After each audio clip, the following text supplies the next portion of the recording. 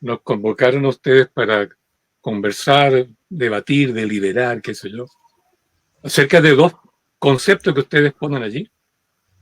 Uno, que es el poder fáctico o los poderes fácticos.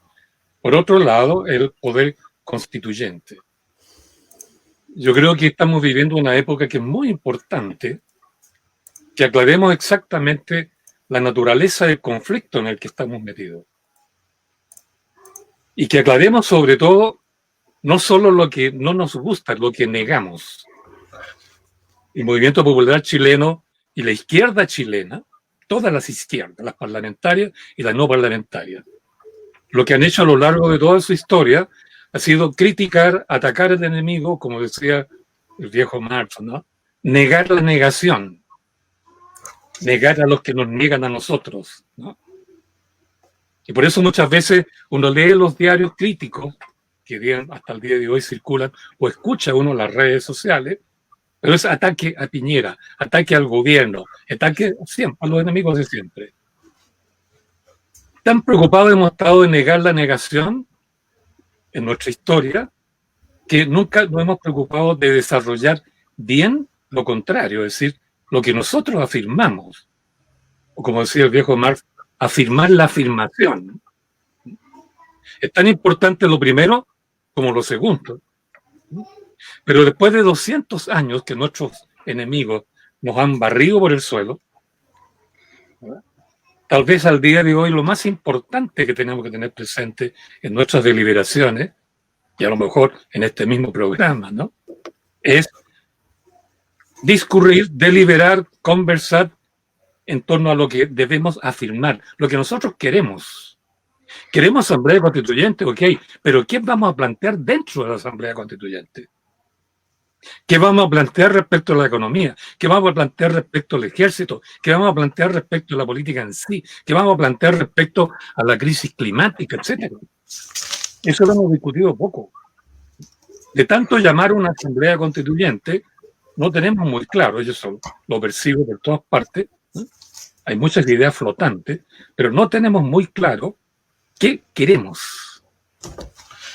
¿Cuál es nuestra afirmación? ¿Qué es lo que nos gusta? Porque sabemos bien lo que no nos gusta, ¿no? Y eso exige, creo yo, aclarar muy bien los términos del conflicto, ¿no? Porque, claro, poder fáctico, todos sabemos lo que significa, sí, pero, perdonen lo que voy a decir, vagamente. ¿No? Poder constituyente, más o menos sabemos lo que significa, ¿no?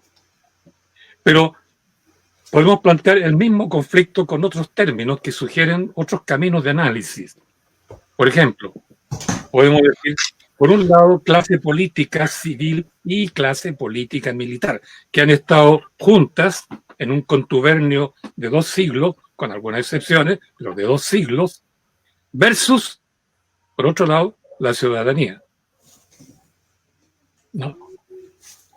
Podemos plantear que la Constitución, que es lo que está aquí en juego, ha sido siempre diseñada, construida, redactada e impuesta por clases políticas sin ninguna participación ciudadana.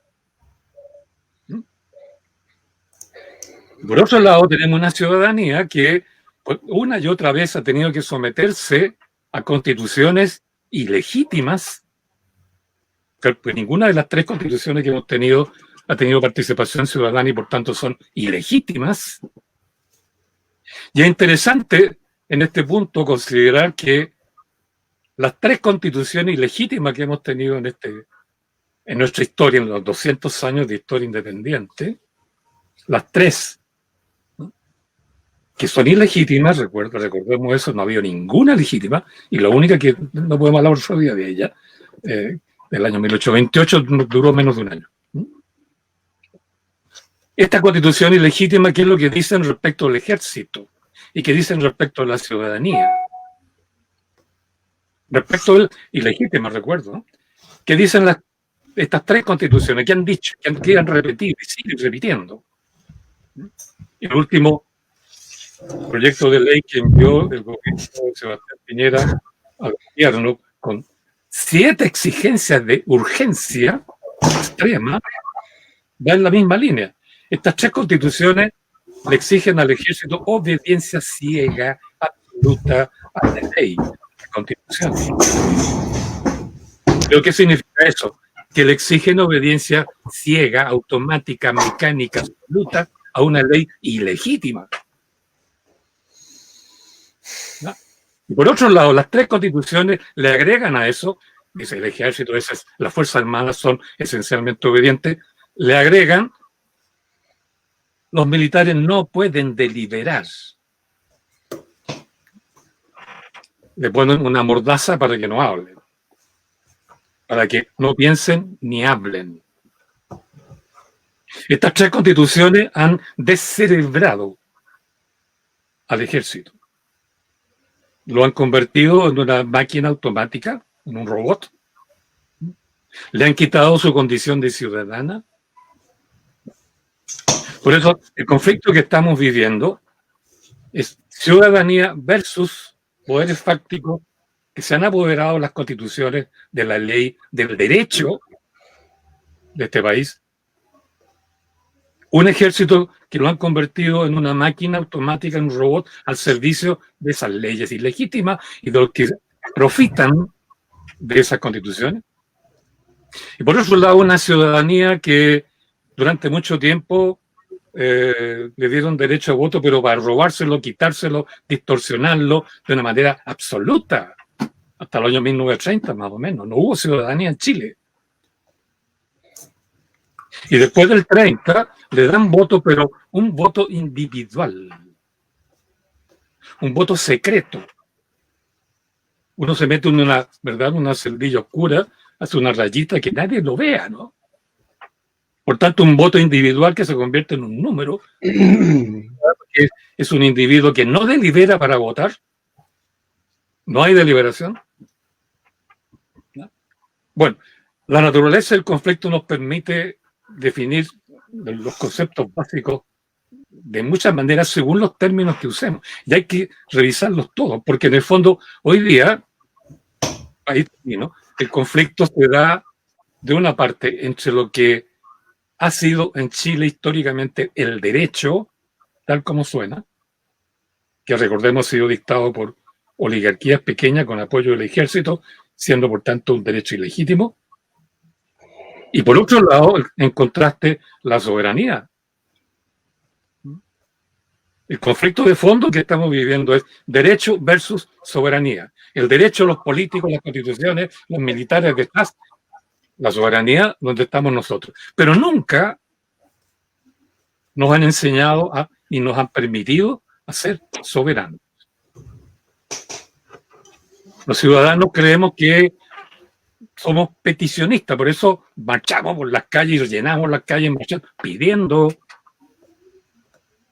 pliego de petición, demanda, y si no satisfacen la demanda, nos enojamos, protesta, petición, protesta, petición, protesta. No sabemos ser soberanos, ese es el problema de hoy. No sabemos ser soberanos. Nadie nos enseña a ser soberanos. Están lanzando un proyecto de ley sobre inteligencia de seguridad nacional, con suma urgencia, le pone el presidente, ¿no? Que significa que todos los poderes de investigación y de construcción de información reservada, ¿no? Del ejército, de la policía, de la PDI, etcétera, etcétera, todos esos mecanismos van a ser centralizados y va a quedar bajo el control absoluto, total, de la ANI, Agencia Nacional de Inteligencia, en manos del presidente y sus ministros. Los servicios de inteligencia autónomos del ejército, etcétera, van a ser ahora controlados. Y esto lo quiere él organizar ahorita, ¿no? Al tiro, antes de octubre. Y una serie de agentes encubiertos que van a vigilar, lo dice el proyecto de ley, van a vigilar los grupos internos, ni siquiera dice grupos terroristas, grupos internos. Cabildo Maucho, por ejemplo, podría ser, ¿no? Entonces, creo que cuando hablamos de poderes fácticos y a la vez de poder constituyente. Hay muchas cosas implicadas en eso. Creo que hay que aclarar muy bien esos conceptos para definir nuestra estrategia, es decir, esta política de afirmar la afirmación. Y no quedarnos con esa vieja política infructuosa, impotente, con 500 derrotas que hemos tenido de negar la negación.